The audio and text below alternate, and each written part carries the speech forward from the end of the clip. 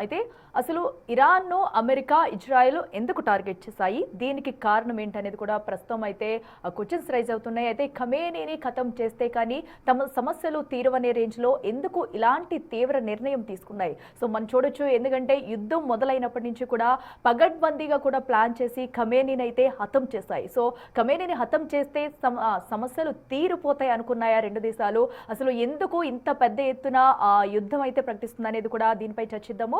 Yes sir, చూస్తున్నాం కదా, అసలు ఈ రెండు దేశాలు ఎందుకు యుద్ధానికి పూనుకోవాల్సి వచ్చింది? కేవలం ఖమేనీని హతం చేయడం కోసమేనా, లేదంటే ఇంకేదైనా ఆశించి యుద్ధం మొదలు పెట్టాయనుకోవచ్చా?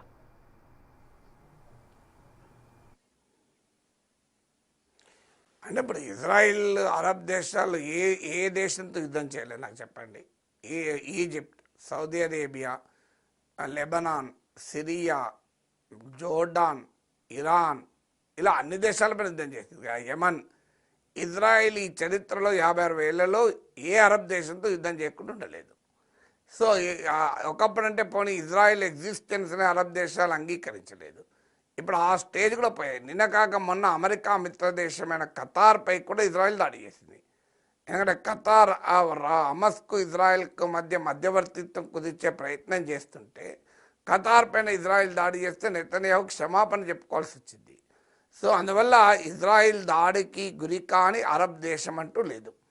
అఫ్కోర్స్ అరబ్ దేశాలకు కూడా ఇజ్రాయిల్ ఉనికిని అంగీకరించలేదు. అందువల్ల ఇవాళ మధ్య ఘర్షణ 1940s నుంచి మొదలుకొని ఇప్పటి వరకు ఉంది. దానికి ఒక పెద్ద హిస్టరీ.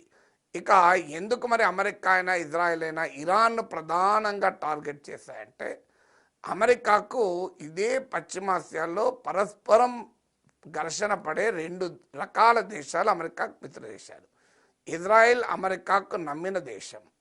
దాంతోపాటు అరబ్ కంట్రీస్ కూడా American friends. Saudi Arabia, Egypt, మీకు జోర్డాన్, బెహ్రాన్, యుఏఈ, ఇవన్నీ కూడా అమెరికా ఫ్రెండ్స్. సో అమెరికా ఏంటంటే ఈ ఇద్దరి ఫ్రెండ్స్ మధ్య మీడియేట్ చేస్తూ పశ్చిమాసియాలో తన ఆధిపత్యాన్ని పరిరక్షించుకుంటుంది.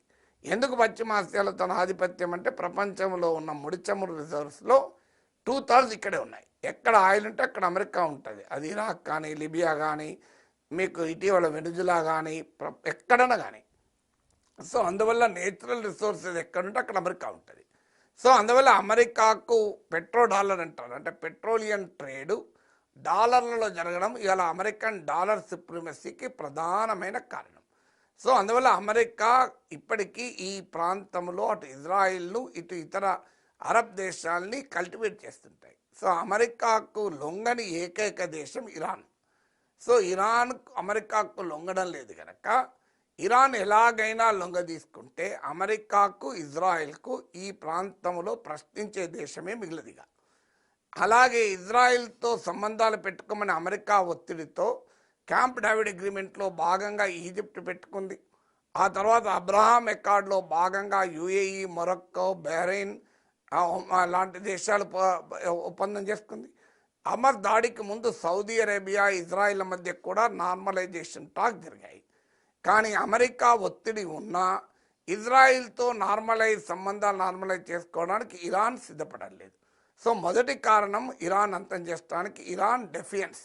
ఇరాన్ ఎట్టి పరిస్థితుల్లో అమెరికా ఆధిపత్యానికి లొంగి ఇజ్రాయిల్కు తలవంచడానికి సిద్ధంగా లేదు. అందువల్ల ఇజ్రాయిల్కు ఏనాటికైనా ప్రమాదం, సవాల్ ఇరాన్ నుంచే గనక ఇరాన్ను అంతం చేస్తే తమకు తమ మిత్రదేశమైన ఇజ్రాయిల్కు ఛాలెంజ్ అనేది పోతుంది. ఇక్కడ అమెరికాకు అనేక అరబ్ దేశాల్లో మిలిటరీ బేసెస్ ఉన్నాయి. యుఏఈలో, బహ్రెయిన్లో, మీకు జోర్డాన్లో, కువైట్లో, ఖతార్లో 5 దేశాల బేసెస్ ఉన్నాయి. అందుకే ట్రంప్ బహిరంగానే చెప్పాడు కదా, అమెరికా మిత్ర దేశాలకు, అమెరికా మిలిటరీ బేసెస్కు ఇరాన్ సవాల్గా మారింది అని. సో మొదటి రీజన్ ఇరాన్స్ డెఫెన్స్. రెండో రీజన్ ఏంటంటే ఇరాన్ న్యూక్లియర్ ఆప్షన్, అణ్వాయుధాల తయారీ వైపుగా వెళ్తోందనేది అమెరికా అనుమానం. ఇరాన్ దాన్ని ఖండిస్తోంది. సో ఇరాన్కే అణ్వాయుధాలు వస్తే అమెరికాకు పాకిస్తాన్ తర్వాత రెండవ ఇస్లామిక్ కంట్రీ అవుతుంది. పాకిస్తాన్ కంటే అమెరికాకు మిత్రదేశం కనుక ఇబ్బంది లేదు. ఇజ్రాయెల్కు థ్రెట్ కాదు, అమెరికా థ్రెట్ కాదు. అందువల్లనే పాకిస్తాన్ న్యూక్లియర్ వెపన్స్గా అమెరికాయే సహాయపడింది. మనకి ఇండియాకి థ్రెట్ కానీ అమెరికా థ్రెట్గా భావించదు. కానీ ఇరాన్కు న్యూక్లియర్ వెపన్స్ వస్తే అమెరికా వ్యతిరేక దేశం న్యూక్లియర్ వెపన్ కలిగి ఉండకూడదు. అందువల్ల ఇది రెండవ కారణం. మూడోది న్యూక్లియర్ వెపన్సే కాదు, ఇరాన్కు పెద్ద ఎత్తున బ్యాలిస్టిక్ మిసైల్ కెపబిలిటీ ఉంది. సో ఆ మిసైల్ కెపబిలిటీతో ఇజ్రాయెల్ ముప్పు తిప్పలు పెట్టగలిగే సామర్థ్యం ఇరాన్కు ఉంది. ఇజ్రాయెల్ కానీ, అమెరికన్ అలైస్ కానీ, అమెరికన్ బేసెస్ కానీ. సో అందువల్ల ఇరాన్ మిసైల్ కెపబిలిటీని న్యూట్రలైజ్ చేయడం ద్వారా తమకు ఇక ఈ ప్రాంతంలో తమ ఆధిపత్యానికి తిరిగి ఉండదు అన్నది మూడవది. నాలుగవది, ఈ ప్రాంతంలో అమెరికా మిత్రదేశమైన ఇజ్రాయెల్కి వ్యతిరేకంగా ఇరాన్ నిర్మించిన ప్రతిఘటన కూటమి, యాక్సిస్ ఆఫ్ రెసిస్టెన్స్ అంటారు, అది వీక్ అయింది ఇటీవల కాలంలో. కానీ ఇంకా పూర్తిగా బలహీనపడాలి. అంటే యాక్సిస్ రెసిస్టెన్స్లో గాజాలో హమస్, లెబనాన్లో హిజ్బుల్లా, యమన్లో హూతీలు, ఇరాక్లో షియా మిలిషియా, అలాగే సిరియాలో గతంలో బషర్ అల్ అసద్ ప్రభుత్వం. సో ఈ ప్రతిఘటన కూడా యాక్సిస్ రెసిస్టెన్స్లో సిరియాలో ఆల్రెడీ బషర్ ప్రభుత్వం పతనమైంది. మిగతా చోట్ల బలహీనపడ్డా దేర్ స్ట్రైకింగ్ పవర్ పూర్తిగా పోలే.